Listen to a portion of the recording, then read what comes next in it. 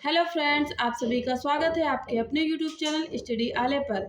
आज हम UP constable सामान्य ज्ञान के प्रश्नों को देखेंगे। ये प्रैक्टिस सेट 1 होगी विद एक्सप्लेन के साथ में, और 4 बजे होती है, तो जुड़ना मत भूलिए। चलिए हम प्रश्न देखेंगे। पहला प्रश्न है कि निम्नलिखित में से कौन सा अंतर्राष्ट्रीय श्रमिक दिवस के रूप में मनाया जाता है? तो 31 दिसंबर या 1 मई, 25 नवंबर, 16 अगस्त। तो राइट आंसर क्या हो जाएगा? 1 मई। क्या हो जाएगा? 1 मई। तो चलिए इसको एक्सप्लेन करके देख लेते हैं ये क्वेश्चन को कि 1 मई को अंतर्राष्ट्रीय श्रमिक दिवस के रूप में मनाया जाता है। अंतर्राष्ट्रीय श्रमिक दिवस, अब जैसे कि जो सन चल रहा है, 2023 की थीम पूछी गई थी। ये क्वेश्चन पीवाईक्यू है, तो यहाँ पूछा गया था सकारात्मक सुरक्षा और स्वास्थ्य संस्कृति का निर्माण के लिए मिलकर कार्य करें। तो यहाँ हम कुछ मुख्य देख लेंगे दिवस। जैसे 10 जनवरी को क्या होता है? तो विश्व हिंदी दिवस। 4 फरवरी को विश्व कैंसर दिवस। 24 मार्च को क्षय रोग दिवस। और 7 अप्रैल को विश्व स्वास्थ्य दिवस। 22 अप्रैल को विश्व पृथ्वी दिवस। 31 मई को तंबाकू निषेध दिवस। 29 मई को राष्ट्रीय सांख्यिकी दिवस के रूप में मनाया जाता है। तो नेक्स्ट क्वेश्चन देखेंगे। नेक्स्ट क्वेश्चन क्या है कि निम्नलिखित में से कौन सा अम्ल पालक में मौजूद होता है? तो ऑप्शन है ऑक्सैलिड अम्ल, लैक्टिक अम्ल, सिट्रिक अम्ल या एसिटिक अम्ल। तो राइट आंसर हो जाएगा ऑक्सैलिड अम्ल। तो इस क्वेश्चन को भी एक्सप्लेन करेंगे।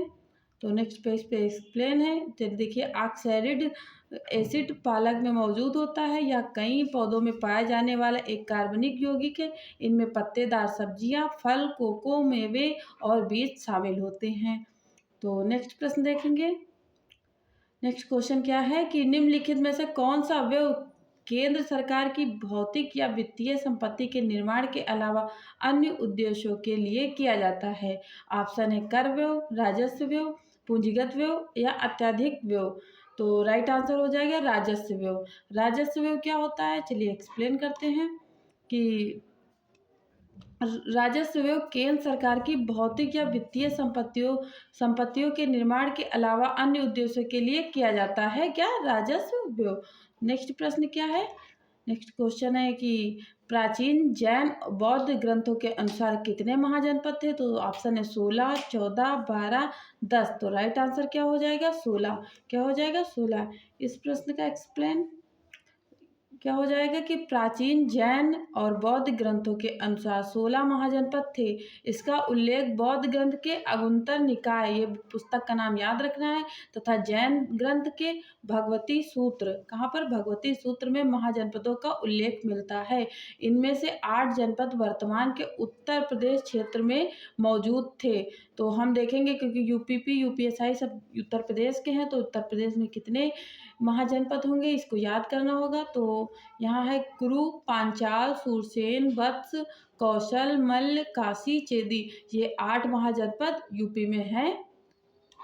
आगे देखेंगे। नेक्स्ट प्रश्न हो जाएगा कि सर्वोच्च रैंकिंग वाले पुलिस अधिकारी यानी कमिश्नरी के अलावा, ऐसी क्वेश्चन दे देते हैं कि ब्रैकेट में कमिश्नरी के अलावा, तो ऑप्शन है डीसीपी, पीएसआई या एसीपी, एसपी। तो इसका राइट आंसर हो जाएगा एसपी। क्या हो जाएगा? एसपी। इस क्वेश्चन का एक्सप्लेन हो जाएगा कि एसपी पुलिस अधीक्षक उत्तर प्रदेश के जिलों में सर्वोच्च रैंकिंग वाले पुलिस अधिकारी हैं। नेक्स्ट प्रश्न क्या हो जाएगा? निम्नलिखित में से कौन सा फसल खरीफ फसल नहीं है? तो ऑप्शन है सोयाबीन, मूंगफली, गेहूं, मक्का। यहाँ एक चीज याद रखना है कि यहाँ नहीं पूछा या है पूछा है, तो इसमें लोग बहुत सारे क्वेश्चन गलत कराते हैं। तो इसका राइट आंसर क्या हो जाएगा? गेहूं। गेहूं कैसा है? खरीफ नहीं है। चलिए इसको एक्सप्लेन करते हैं इस प्रश्न को कि गेहूं की फसल खरीफ की फसल नहीं आती है, यह रबी की फसल है। भारत में मुख्य रूप से 3 फसलें उगाई जाती है। कौन कौन सी? खरीफ, रबी और जायद। कुछ उदाहरण देख लेते हैं खरीफ फसलों की। जैसे चावल, ज्वार, बाजरा, मक्का, कपास, मूंगफली, जूट, गन्ना, हल्दी, दालें। ये सब क्या है? खरीफ फसलें हैं। रबी फसलें क्या हो जाएंगी? गेहूं, आलू, मटर, चना, अलसी, सरसों और जौ। ये क्या है? रबी की फसलें। जायद फसलें देखेंगे कि तरबूज, खीरा, खरबूजा, ककड़ी, मूंग, उड़द, सूरजमुखी आदि। ये सब क्या हो गई? जायद की फसलें। तो आपको तीनों फसलें के नाम याद हो गए। मुख्यतः हमने फसल भी बता दी कौन कौन सी क्वेश्चन में पूछा जाता है। नेक्स्ट प्रश्न, निम्नलिखित में से कौन सा बंदरगाह भारत का सबसे बड़ा कंटेनर बंदरगाह है? तो न्यू मैंगलोर बंदरगाह, कोच्चि बंदरगाह, कांडला बंदरगाह, जवाहरलाल नेहरू बंदरगाह। तो राइट आंसर हो जाएगा ऑप्शन डी, जवाहरलाल नेहरू।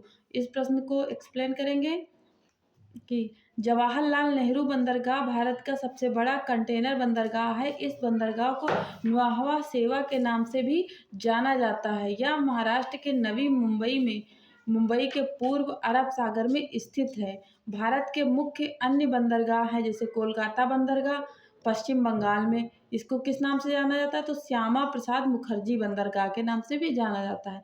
पारादीप पत्तनम बंदरगाह उड़ीसा में है। कहाँ पर है? उड़ीसा। काम कामराजार या एन्नौर बंदरगाह तमिलनाडु में। न्यू मंगलोर बंदरगाह कर्नाटक में है। और मर्मुगाओ बंदरगाह कहाँ पर है? तो गोवा में है। तो आप याद रख लीजिए, कभी कभी राज्य भी पूछ लेते हैं कौन सा बंदरगाह किस राज्य में है। नेक्स्ट प्रश्न है कि प्रसिद्ध यूनेस्को स्थल बोर्दो पोर्ट ऑफ मून निम्नलिखित में से किस देश में स्थित है? तो इस प्रश्न का राइट आंसर हो जाएगा फ्रांस। कहाँ पर है? फ्रांस। इस क्वेश्चन को भी एक्सप्लेन करेंगे कि प्रसिद्ध यूनेस्को स्थल Bordeaux port of moon France देश में स्थित है। बोर्डो चंद्रमा का बंदरगाह विश्व प्रसिद्ध शराब उत्पादन क्षेत्र की राजधानी के रूप में अपनी भूमिका और क्षेत्रीय और वाणिज्य में इसके बंदरगाह का महत्व है। तो बोर्दो एक बंदरगाह है जो कि फ्रांस में है। नेक्स्ट प्रश्न देखेंगे कि उत्तर प्रदेश में राजकीय स्वतंत्रता संग्राम यानी शहीद स्मारक निम्नलिखित में से किस स्थान पर स्थापित है? तो मेरठ, चौरी चौरा, गंगा घाट, मथुरा। तो राइट आंसर क्या हो जाएगा? मेरठ। क्या हो जाएगा फ्रेंड्स? मेरठ राइट आंसर हो जाएगा। इसको एक्सप्लेन करेंगे, देखेंगे इस प्रश्न को कि उत्तर प्रदेश में राजकीय स्वतंत्रता संग्राम संग्रहालय शहीद स्मारक मेरठ में बनाया गया है। इसमें स्वतंत्रता संग्राम की कहानी को तस्वीरों के माध्यम से प्रदर्शन के लिए 5 गैलरी, यह शहीद स्तंभ, अमर जवान ज्योति और मंगल पांडे की प्रतिमा भी यहाँ स्थापित है।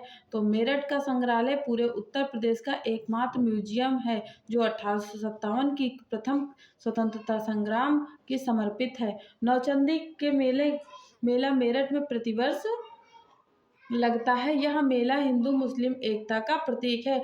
तो यहाँ देखिए, मैंने यहाँ प्रश्न को एक्सप्लेन किया है, तो आप लोग यहाँ समझ सकते हैं कि 4-5 क्वेश्चन बन जाएंगे आराम से। नेक्स्ट प्रश्न देखेंगे कि निम्नलिखित में से कौन सा फिलीपींस की राजधानी है? तो ऑप्शन है बैंकॉक, कुआलालंपुर या मनीला, जकार्ता। तो राइट आंसर क्या हो जाएगा? मनीला। अब हम कुछ महत्वपूर्ण देश और जो कि जिसकी राजधानी पूछी जाती है वो देख लेंगे। जैसे इजराइल की राजधानी जेरूसलम है, कंबोडिया की नोपेन है, लीबिया की रिपोली है, मोजाम्बिक की मापुतो, फिनलैंड की हेलसिंकी, बुर्किना फासो की ओगाडोगो और किरीबाती होता है, किरीबाती की क्या हो जाएगी? तरावा राजधानी हो जाएगी। तो फ्रेंड्स, मेरी वीडियो आप सभी को कैसी लगी है? वीडियो को लाइक करना मत भूलिएगा, चैनल को सब्सक्राइब करिएगा और अपने फ्रेंड्सों में शेयर जरूर करिएगा। Thanks for watching. Thank you.